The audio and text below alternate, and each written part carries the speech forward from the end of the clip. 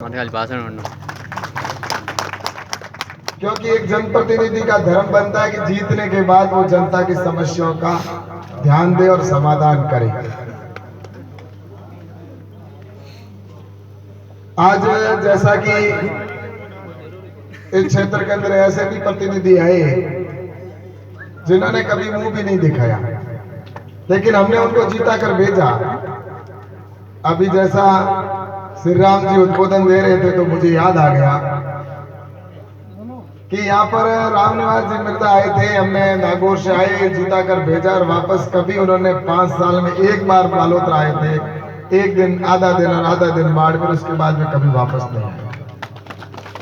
इसी तरह रामनिवास जी और उसके बाद में कल्याण सिंह जी कालवी आए, जीत कर गए, हमने झोलियां भर के वोट दिए लेकिन वापस मुंह नहीं दिखाया। इससे पहले आए थे नाटा जी अंगूर की खेती कराने के लिए यहाँ पर और वापस कभी मुंह नहीं दिखाया। लेकिन मैं ये कहना चाहता हूँ जनप्रतिनिधि का यह दायित्व बनता है कि जीतने के बाद वो काम कराए। और इस देश में सबसे ज्यादा अगर किसी ने शासन किया तो वो कांग्रेस की सरकार ने शासन किया। कांग्रेस की सरकार ने इस देश में 60 साल शासन किया और भारतीय जनता पार्टी ने 12 साल शासन किया। अटल बिहारी वाजपेयी जी के 6 साल और भारतीय जनता पार्टी के और दूसरे हमारे अभी जो नरेंद्र मोदी जी के 6 साल, इन 6 साल को अगर निकाल दिया जाए तो बाकी के साल कांग्रेस ने शासन किया। लेकिन कांग्रेस ने इस देश के अंदर अगर विकास की वास्तविकता में अगर शुरुआत हुई तो भला उस देश के प्रधानमंत्री स्वर्गीय अटल बिहारी जी वाजपेयी जी का कि उन्होंने प्रधानमंत्री ग्राम सड़क योजना शुरू करके और गाँव में विकास को शुरू किया। इससे पहले हमारे गाँव में कहाँ विकास था? जिस तरह से एक व्यक्ति के शरीर में नसों का महत्व है, धमनियों का महत्व है, हमारी नाड़ों का महत्व है, उतना ही देश के लिए सड़कों का महत्व है। जिस देश में सड़कें नहीं होती उस देश का कभी विकास नहीं होता। और अटल बिहारी जी वाजपेयी जी प्रधानमंत्री बने उससे पहले इस देश के अंदर सड़क के नाम पर मात्र हाईवे के ऊपर कोई होती थी तो होती थी, ग्रामीण सड़कें नहीं हुआ करती थी। और ना ही हमारे यहाँ पर पक्के मकान होते थे क्योंकि हमारे पास संसाधन नहीं थे यहाँ पर पहुंचने के लिए। और अगर किसी प्रकार की यहाँ पर कोई सुविधा ही नहीं होती थी, ना हमारे स्कूलों के अंदर पक्के मकान हुआ करते थे, पक्के कमरे भी नहीं होते थे हमारे यहाँ पर, ना पक्के मकान होते थे।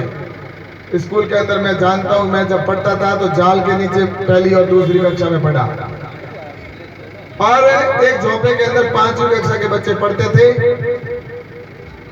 और हमारे गांव के अंदर भी यही स्थिति है कि हमारे गांव के लोगों ने मिलकर चंदा करके एक स्कूल में कमरा बनाया था घड़ोई नाड़ी पर।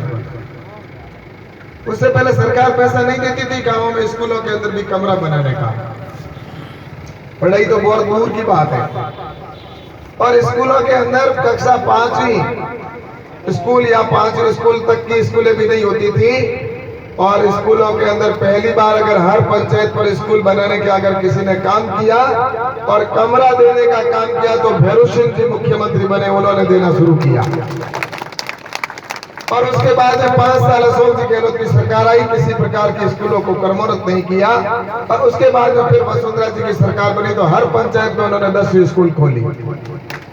और फिर 5 साल अशोक जी गहलोत की सरकार आई, उन्होंने कोई इक्का दुक्का स्कूलें खोली होगी, 10वीं 12वीं कर्मोन्नत की होगी, लेकिन अशोक जी गहलोत के राज शासन में स्कूलें कर्मोन्नत नहीं हुई। फिर वसुंधरा जी की सरकार बनी तो उन्होंने कहा कि हर पंचायत के अंदर 12वीं स्कूल होनी चाहिए। सभी जगह पर 12वीं स्कूलें हर पंचायत में खोली गई। हर पंचायत के अंदर 12वीं स्कूल देख लो आप। मैं कहना चाहता हूँ आजादी के बाद में इस देश के अंदर अगर हायर सेकेंडरी स्कूलें थी तो सिर्फ 3600 हायर सेकेंडरी स्कूलें इस देश के अंदर राजस्थान के अंदर थी। इस राजस्थान में मात्र और मात्र 3600 हायर सेकेंडरी स्कूलें थी। लेकिन पिछले 5 साल में जब अमराराम जी साहब राजस्व मंत्री थे, मैं जब विधायक था बाईतुगा, उस एक कार्यकाल के अंदर 6500 हायर सेकेंडरी स्कूलें इस राजस्थान के अंदर खोली गई। 500 अमराराम जी कह रहे कि बाड़मेर जिले में हायर सेकेंडरी स्कूलें खुली 6500 में से। इसे कहते हैं विकास। और आपने देखा होगा विकास के अंदर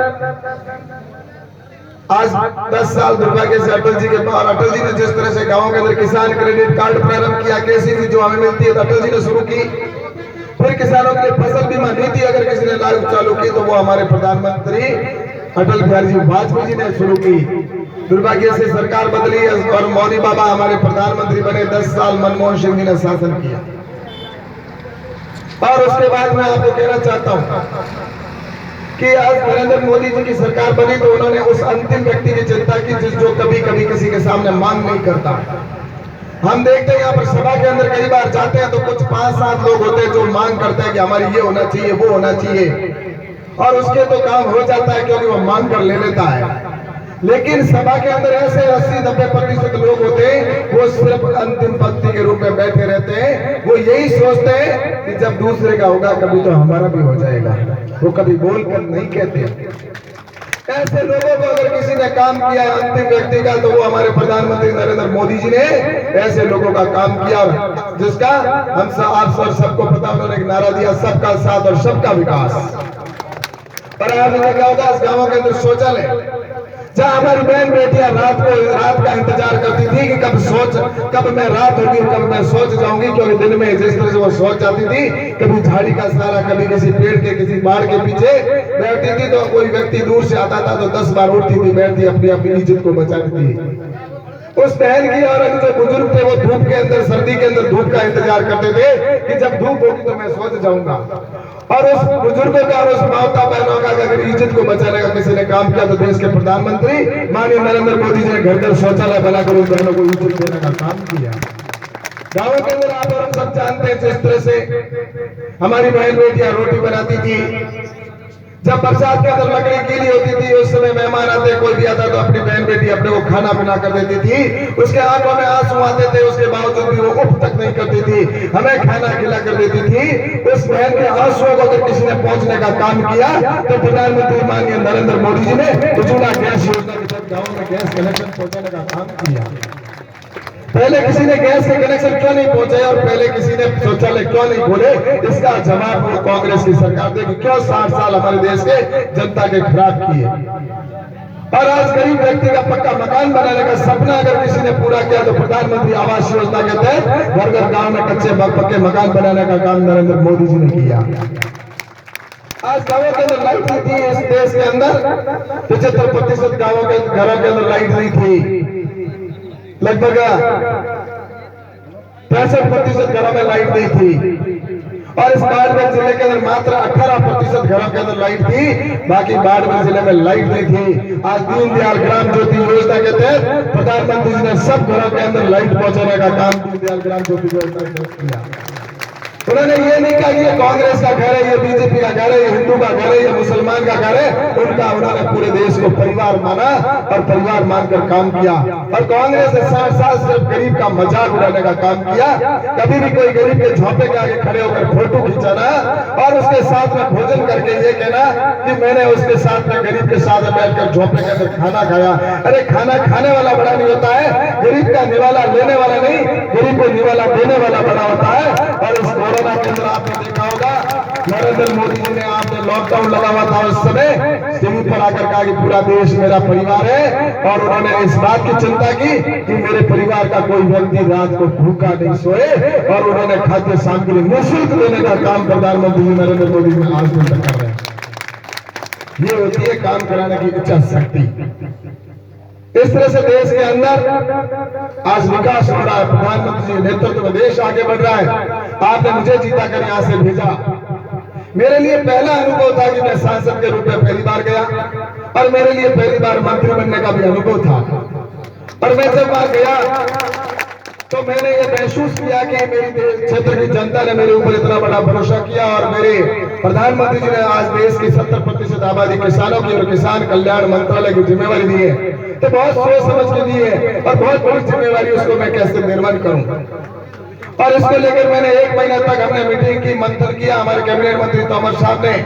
और हमने की प्रधानमंत्री ने कहा कि 2022 तक किसानों की इनकम डबल करना है, तो हमें क्या करना चाहिए। तो इसके लिए हमें महसूस किया और हमें जब उसके अंदर पाया कि देश आजाद हुए 70 साल हो गए, लेकिन देश का किसान आज तक आजाद नहीं हुआ।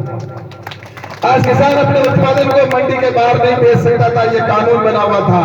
वो जो उसकी मंडी है उसी के अंदर बेच सकता था, वो दूसरी मंडी में भी जाकर नहीं बेच सकता था। एक ये मेरे हाथ में माइक है, या माइक कोई भी कंपनी जो बनाती है देश के किसी कोने में बेच सकती है, उसको कोई रोकने वाला नहीं। एक ये बोतल पड़ी है, बोतल भी कोई बनाने वाला जो है कहीं पर भी बेचे उसको कोई रोकने वाला नहीं। ये जो मोबाइल है, इस मोबाइल की कंपनी संसार में कहीं पर भी बेचे उसको कोई रोक टोक नहीं।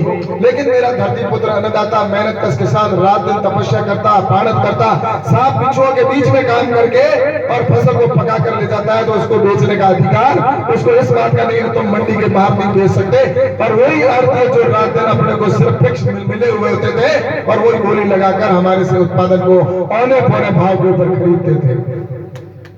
ये कानून बनेगा था हमने सबसे पहले भी 3 बिल पास किए कानून, जिसका आप और हम सब जानते हैं। अब आने वाले समय के अंदर देश का किसान जिस भी व्यक्ति को चाहे वहां पर अपने देश के अंदर बेच सकता है, कोई उसको रोक टोक नहीं कर सकता। ये कानून बना दिया। दूसरा हमने कानून ये बनाया कॉन्ट्रैक्ट फार्मिंग का। हमारे यहाँ पर क्षेत्र को ऑर्गेनिक जैविक खेती चौन घोषित करने जा रहे हैं क्षेत्र को। जब यहाँ बाहर से व्यापारी आएंगे अपने किसानों की फसल लेंगे, तो उसके पहले ही सौदा कर लेंगे 100 रुपए की। अगर मान लो एक स्टाम्प के ऊपर सौदा होगा कि मेरे जो बाजरी है वो बाजरी में आपको 18 रुपए या 20 रुपए के अंदर तय कर लेंगे दोनों मिलकर के, मैं मेरी बाजरी है वो आपको इस रेट के अंदर दूंगा। और अगर रेट मान लो उस समय वो जब पकेगी आएगा और उसने मान लो 18 रुपए में सौदा किया, 18 रुपए देकर जाएगा और उसके बाद में वो अपना अनाज 1800 रुपए देने के बाद अनाज लेके जाएगा। और अगर मान लो रेट घट गई और रेट अगर मान लो 12 रुपए या 10 रुपए हो जाती है, तो ऐसे समय के अंदर व्यापारी ने अगर 18 रुपए में सौदा किया है तो 18 रुपए देने ही होंगे। अगर नहीं देगा तो उसके खिलाफ कानूनी कार्रवाई होगी। हमने कानून बना दिया और 150% पेनल्टी लगेगी। अगर आपका 5 लाख का अनाज है तो उसको 12.5 लाख रुपए की पेनल्टी लगेगी। और इसी तरह अगर मान लो रेट बढ़ जाती है, कभी कभी आपके बाजरे के उदाहरण के तौर पर रेट हो गई मान लो 25 रुपए, और ऐसे समय में किसान का भी मन बदल सकता है कि मेरे को सौदा मैंने 18 में किया लेकिन रेट मेरी हो गई है वो 25 रुपए हो गई, अब मैं क्या करूं। तो ऐसे समय में हमने जो कानून बनाया उसमें यह कह दिया कि देश का किसान अगर बढ़ी हुई दर पर अगर उसकी रेट 2500 में दूसरी जगह बिकता है तो किसान दूसरी 2500 में बेच सकता है, उसके खिलाफ कोई कानूनी कार्रवाई नहीं होगी। अगर व्यापारी सौदे से मना कर देगा तो उसके खिलाफ कानूनी कार्रवाई होगी, और किसान सौदे से मना कर देगा तो उसके खिलाफ कोई कानूनी कार्रवाई नहीं होगी। ये हमने वहां बैठकर कानून बनाया। और किसानों के लिए किसानों को मजबूत करना जरूरी, तो किसान सम्मान निधि के तौर पर हमने किसान सम्मान निधि के तौर पर किसान के खाते में 2-2 हजार रुपए हर 3 महीने में 4 महीने में डालने का काम किया। आप और सोचेंगे कि कैलाश जी ये बढ़िया मंत्री कृषि मंत्री होने के मिले, ये भी कह सकते हो आप। या तो हर एक इवेंट को मंत्री बढ़िया होने के मिले थे क्या को 5 मिनट क्या हुई। तो मैं बता दूं हमने ये किया है कि आपके 4 महीने के अंदर 2000, तो साल के कितने हो गए 6000, और 5 साल के कितने हो गए 30,000। तो 30,000 की एफडी पक्की मोनोधारा बेटे में जान पे करवाई दी आपने। आते कि नहीं आते 2-2 हजार रुपए आपके खाते में किसानों के। ये आपके, और आज मैं आपको कहना चाहता हूं कि इनकी मानसिकता क्या थी 60 साल। ये किसानों का बजट भी जितना देते थे उससे मैं आपको पता चल जाएगा कि इनकी किसानों के प्रति क्या सोच थी।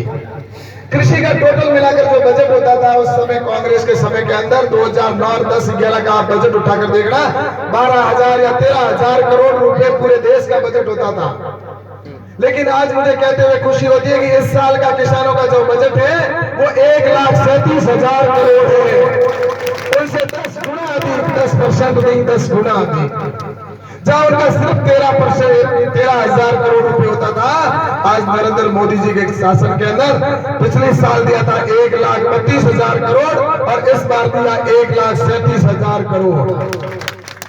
और उसमें भी 75,000 करोड़ तो सीधे किसान के खाते में डालना शुरू किया। जो आपके 2-2 हजार रुपए आपके खाते में आते हैं वही रकम देश की 75,000 करोड़ रुपए होती है। बाकी के जो पैसे वो दूसरी योजनाओं के अंदर किसानों के लिए 10,000 जो एफपीओ बनेंगे प्रोसेसिंग यूनिट के लिए, अन्य के लिए खर्च होगा। उसके बारे में एफपीओ के बारे में मैं अगली बार बताऊंगा। अभी समय काफी हो गया और मुझे आगे भी जाना है, लेकिन मैं एक चीज कहना चाहता हूं कि आज एक चीज की मुझे एक समझ आपके सामने बात रखनी है, जो समस्या का समाधान आप ही कर सकते हो और कोई नहीं कर सकता, और वो मेरे दिल की पीड़ा है। मैं जब यहाँ से जीत कर गया तो मैं कृषि मंत्रालय में हम बैठे, उस समय चर्चा हुई, बात हुई, तो मैंने सोचा मेरे देश, मेरे राजस्थान के किसानों की जो एमएसपी दर है उसके अंदर बाकी फसलों की खरीद होती है, लेकिन बाजरे की खरीद नहीं होती है। बाजरे की एमएसपी रेट मोदी जी ने दुगना कर दी, जो 900 950 थी उसको 2150 कर दिया, लेकिन अभी तक खरीद नहीं होती है। बाजरा है जो बाजार में 1300 और 1400 रुपए के अंदर किसान बेचने को मजबूर होता है। तब मैंने कहा कि हम इस बार क्यों ना बाजरा खरीदे, इसलिए हमने सोचा, मैंने अधिकारियों से बात की, हमारे कैबिनेट मंत्री जी तोमर साहब से हमने चर्चा की। तोमर साहब ने कहा अपन इस बार राजस्थान के किसानों की बाजरा खरीदेंगे। अधिकारियों से चर्चा हुई, अधिकारियों ने कहा एक नियम बना हुआ है, राज्य सरकार जब मांग करेगी तभी खरीद सकते हो। राज्य सरकार मांग करती है तभी भारत सरकार खरीद सकती है, यूं नहीं खरीद सकती, क्योंकि राज्यों का यह अधिकार है। तो मेरे को एक दिन मैंने कहा डायरेक्ट खरीद लेते हो कि डायरेक्ट हम नहीं खरीद सकते, राज्य सरकार जब अधिकार, राज्य सरकार का पत्र आएगा, मांग करेगा, तब हम उसके ऊपर विचार कर सकते हैं।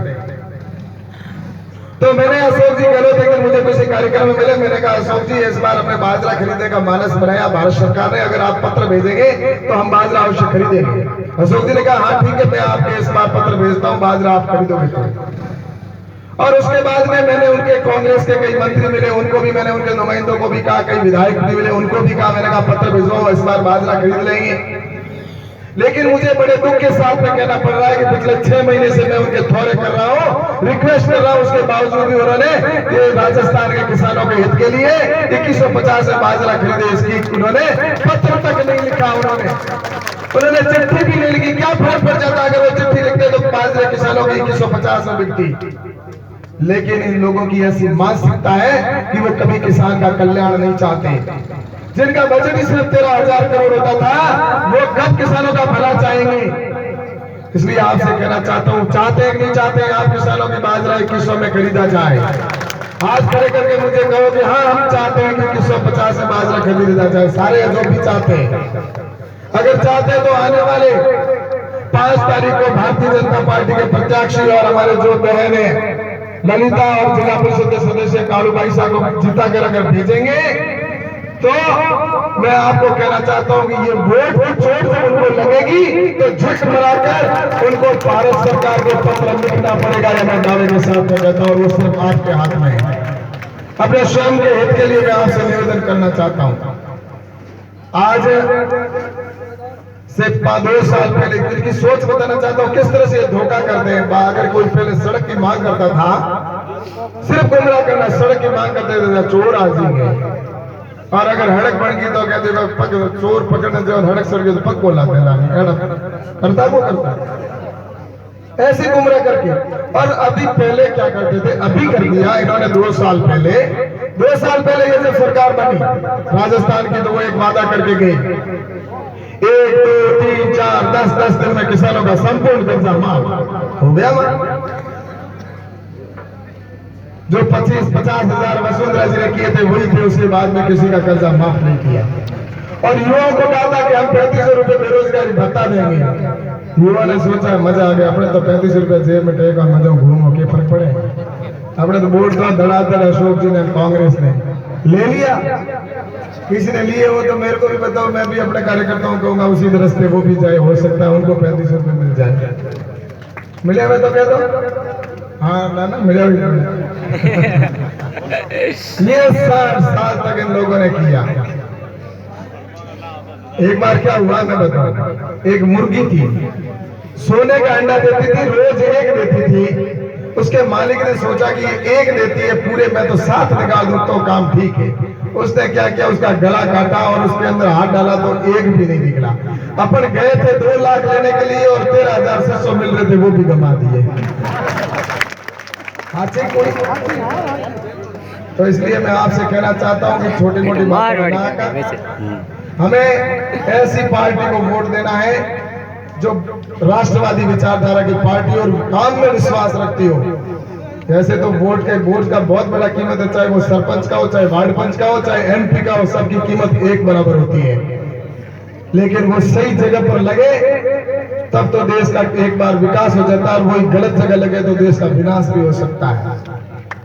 आदमी का फर्क होता है। इसलिए मैं आपसे कहना चाहता हूं कि आप हमारे जो यहाँ से प्रत्याशी है, जो हमारे काली देवी जी हैं, जिला परिषद के जिनका चिन्ह है कमल का फूल, और दूसरा जो चिन्ह है वो चिन्ह है अपने बैठ जो ललिता बहन ललिता जी का। इनको भारतीय जनता पार्टी का प्रदेश नेतृत्व ने समर्थन के तौर पर कहा है और इसलिए आप सबसे निवेदन करना चाहता हूं कि हम सब मिलकर इन प्रत्याशियों को जीताएं। और मैं आपसे ये भी निवेदन करना चाहता हूं, गांव के जो बंधु सब सुन रहे हैं, और मैं जो हमारे दिलीप भाई है उससे भी उनसे भी कहना चाहूंगा कि राजनीति के अंदर हमेशा इस बात का ध्यान रहे कि कोई अंतिम चुनाव नहीं होता है, अंतिम दिन नहीं होता है। मैं भी जब पार्षद का चुनाव लड़ रहा था तो उस समय एक बार मेरी टिकट भी पार्षद के तौर पर मैंने 5 साल मेहनत की, उसके बाद मैंने मेरी टिकट काट दी। पार्षद की टिकट बालोतरा में कटी थी, अमरा राम जी साहब आप जानते हैं। और उस समय सारे गांव वार्ड के लोग इकट्ठा होकर मेरे पास में आए और कहा कि नहीं आपको तो निर्दलीय लड़ना पड़ेगा। तो मैंने कहा मैं निर्दलीय तो नहीं लड़ूंगा, पार्टी का सिपाही हूँ, पार्टी का कार्यकर्ता हूँ, जो पार्टी का निर्णय कर दिया। पहले मेरी लड़ाई थी पार्टी के साथ थी। पार्टी से कहा, मैंने रिक्वेस्ट की, 2-4 जने और मांग रहे थे, लेकिन निर्णय टिकट तो एक को मिलेगी और मेरे को टिकट मिली नहीं, मेरे को उसकी जगह दूसरे को मिल गई। और मैंने कहा मैं निर्दलीय नहीं लगूंगा। वार्ड वालों ने सारों ने मिलकर कहा नहीं लड़ना पड़ेगा। मैंने कहा मेरे लिए पार्टी मेरी माँ है और मैं पार्टी को नहीं छोड़ूंगा।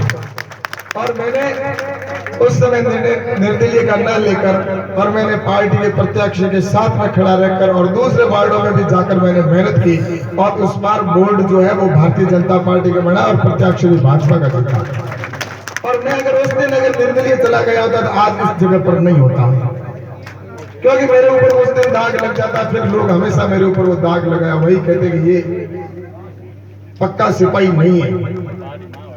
इसलिए कहना चाहता हूं कि गांव के सभी भाइयों से भी मैं निवेदन करना चाहता हूं कि भारतीय जनता पार्टी एक राष्ट्रवादी विचारधारा की पार्टी है। एक छोटे से कारण के लिए ये नहीं हो कि कल प्रधान की सीट अगर एक वोट की वजह से पीछे रह गई तो कभी भगवान भी माफ नहीं करेगा कि ऐसे दुष्टों के साथ चली जाएगी ये सरकार जिन्होंने 60 साल इस देश को लूटने का काम किया। बड़ी मुश्किल से इस मझधार के अंदर से देश को निकाला है। इन गरीबों ने, इन बुजुर्गों ने पहले बहुत कष्ट देखे। अरे ये तो सीधा पूरा का पूरा हड़प जाया करते थे, पैसा भी नहीं आता था इनके गरीबों के हाथ में। आज मोदी जी जैसा 100 रुपए भेजते तो 100 के 100 खाते में आते हैं। और उनके तो प्रधानमंत्री खुद कहते थे कि हम तो 100 भेजते हैं लेकिन नीचे तक 15 पहुंचते हैं। ये खाने वाले कौन थे? वही थे। पहले इस देश को मुगलों ने लूटा, उसके बाद में अंग्रेजों ने लूटा, फिर काले अंग्रेजों के रूप में भूखे भेड़ियों ने इस देश को लूटने का काम किया। अब इस देश को बचाना है तो आने वाले समय के अंदर मैं आप सबसे निवेदन करना चाहता हूं कि अपने इन प्रत्याशियों को आप जीता कर भेजें, क्योंकि इस देश के अंदर आज जिस तरह से देश आगे बढ़ रहा है और हमारे देश के अंदर 2 विचारधारा के लोग हैं। एक तरफ वो लोग हैं जो भ्रष्टाचारी है तो दूसरी तरफ है ईमानदार। एक तरफ वो लोग हैं जो राष्ट्रवादी विचारधारा के हैं तो दूसरी तरफ वो लोग हैं जो आप और हम सब जानते हैं जो देश को तोड़ने की बात करते हैं। एक तरफ भारत माता की जय बोलने वाले हैं तो दूसरी तरफ भारत माता को गाली देने वाले हैं। एक तरफ जिसका नेतृत्व कर रहे हैं वो करते हैं नरेंद्र मोदी जी, तो दूसरी तरफ जिसका नेतृत्व कर रहे हैं राहुल गांधी। अब राहुल गांधी के बारे में आप हम सब जानते हैं, राहुल को क्या कहते हैं? पप्पू। अब इसके बारे में ज्यादा नहीं कहना, मुझे तो इतना कहना है कि जो सरकार आजादी के बाद जिन्होंने 60 साल शासन किया उन्होंने कभी देश के सैनिक का सम्मान नहीं किया, वो क्या भला करेंगे देश के गरीब नागरिक का और उस अंतिम व्यक्ति का क्या चिंता करेंगे? आज देश के सैनिक का भी सम्मान अगर किसी ने बढ़ाया तो वो हमारे प्रधानमंत्री अटल बिहारी वाजपेयी जी ने बढ़ाया। पहले देश का सैनिक अगर शहीद होता था तो उसका शरीर पर ही घर पर नहीं आता था कभी, और उसका सैनिक का शरीर इसलिए घर नहीं आता था कि उसका शरीर वहीं पर भी दफना दिया जाता था जहां उसका शहीद होता था। उसकी बहन इंतजार करती कि मेरा भाई का शरीर घर आएगा, उसकी माँ इंतजार करती, परिवार के सदस्य आसपास के कि जिसने मेरे देश के लिए बलिदान दिया वो मेरा परिवार का सदस्य घर आए। लेकिन उसका आज भी कभी एक्सीडेंट होता है, हर व्यक्ति चाहता है कि मेरा बेटा है, उसका एक अंगुली तो मुझे दिखा दो। लेकिन आज देश के लिए काम आ गया, उसका शरीर भी कभी घर नहीं आता था। आज कारगिल के युद्ध के अंदर हमारे प्रधानमंत्री माननीय नरेंद्र अटल बिहारी वाजपेयी जी ने पहली बार देश के सैनिक का शरीर घर पर लाने का काम किया, और वो भी सम्मान पूर्वक बंदूक की गोलियों से तो सलामी देकर और तिरंगे के अंदर विदाई देने का काम अगर किसी ने किया तो अटल बिहारी वाजपेयी जी ने किया। और आज देश का सैनिक, अगर सैनिकों का सम्मान बढ़ाया तो नरेंद्र मोदी जी ने। आप और हम सब जानते हैं कि आज नरेंद्र मोदी जी ऐसे प्रधानमंत्री है, जब हम घर पर दीपावली मनाते हैं, नरेंद्र मोदी जी सैनिकों के साथ में दीपावली मनाते हैं बॉर्डर के ऊपर। आज भारत का प्रतिष्ठा पूरे विश्व में बढ़ी। आज पाकिस्तान की संसद के अंदर मोदी मोदी के नारे लगते हैं तो हर भारतीय का गर्व से सीधा चौड़ा हो जाता है। आप और हम सब जानते हैं कि जब इस समय हमारा देश का एक लाल, जब अभिनंदन और जिस तरह से विमान क्रैश होता है पाकिस्तान के अंदर, और पाकिस्तान के अंदर जब विमान क्रैश होता है वहां पर वो जब नीचे गिरता है तो उस समय जब वो भारत माता के जय और वंदे मातरम का नारा लगाता है, उस समय जब सामने से आवाज नहीं आती है तब वो समझ जाता है कि मैं हिंदुस्तान में नहीं, मैं पाकिस्तान की सीमा के अंदर हूँ। और वो तुरंत पानी के अंदर कूद जाता, पास में जो तालाब होता है, और वो अपने सबूत जो अपने पास होते हैं वो उसके अंदर डुबोकर उसको खत्म नष्ट कर देता है। और उसके बाद जब उसके पाकिस्तान के सैनिक आकर उसको पकड़ कर ले जाते हैं, आप और हम सब जानते हैं कि पाकिस्तान में गया हुआ कभी वापस नहीं आता है। और आपने देखा होगा पहले जब कोई जाता था तो उसका सर धड़ से अलग हुआ वही वापस आता था, या उसका शरीर भी वापस वो पाकिस्तानी नहीं देते थे। लेकिन जब हमारे अभिनंदन को जब पाकिस्तान ने गिरफ्तार किया, वहां पर पकड़ा, तो नरेंद्र मोदी जी ने टीवी पर आकर कहा था कि सुन ले पाकिस्तान, 24 घंटे देता हूँ, 24 घंटे में मेरे अभिनंदन को वापस नहीं दिया तो पाकिस्तान नक्शे से गायब हो जाएगा। और पाकिस्तान के 24 घंटे के अंदर अभिनंदन को सम्मान पूर्वक वापस सौंपना पड़ा हिंदुस्तान को। इसे कहते हैं 56 इंच का सीना। इसलिए मेरे भाइयों, मैं आपसे कहना चाहता हूँ कि हमारा देश अब सुरक्षित हाथों में है। भारत विश्व गुरु बनने जा रहा है और निश्चित रूप से बनेगा। और उसके अंदर आप सबसे निवेदन करता हूं कि हमारे ये प्रत्याशी यहाँ पर आप इनको जिताएंगे तो हमारे प्रधान और प्रमुख भारतीय जनता पार्टी के निश्चित रूप से बनेंगे। और बाड़मेर जिले में भी पहली बार जिला परिषद के अंदर जिला प्रमुख भारतीय जनता पार्टी का बनने जा रहा है। ये मैं आपको दावे के साथ कह रहा हूँ।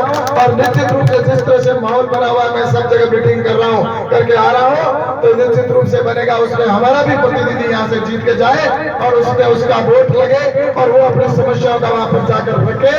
और आप हमारे यहाँ पर प्रधान के रूप में निश्चित रूप से यहाँ पर भारतीय जनता पार्टी का प्रधान बने। इसके लिए हमारे यहाँ पर आप अपने भारतीय जनता पार्टी के प्रत्याशी और समर्थित हमारे प्रत्याशी हैं, उनको भारी मतों से जीता कर भेजें। और पूरे मैं तो यही कहूंगा सभी ग्रामवासियों से कि हम जैसा हमारा परिवार पहले था वैसा ही परिवार हमारा संगठित रहे। संगठित यही शक्ति है, वरना लोग इसका लाभ उठाएंगे।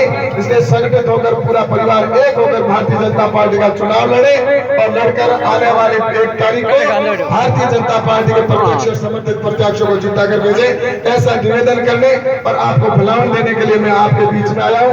आप सबने मेरी बात को सुना, इसके लिए आपको धन्यवाद। आपने और जो पहले मेरे को चुनाव में भी जीताया उसके लिए भी धन्यवाद। फिर मिलेंगे अगली बैठक में, मीटिंग में जाना, वरना फिर यहाँ पर आता ही भी करते। लेकिन आप सबका दर्शन हो गया, मैं अपने आप को धन्य महसूस करता हूँ कि आप सबके दर्शन से मैं अपने आप को गौरवान्वित महसूस कर रहा हूँ। और आगे भी मिलेंगे। आप सबके प्यार के लिए बहुत बहुत धन्यवाद। जय हिंद, जय भारत, बोलो भारत माता की जय।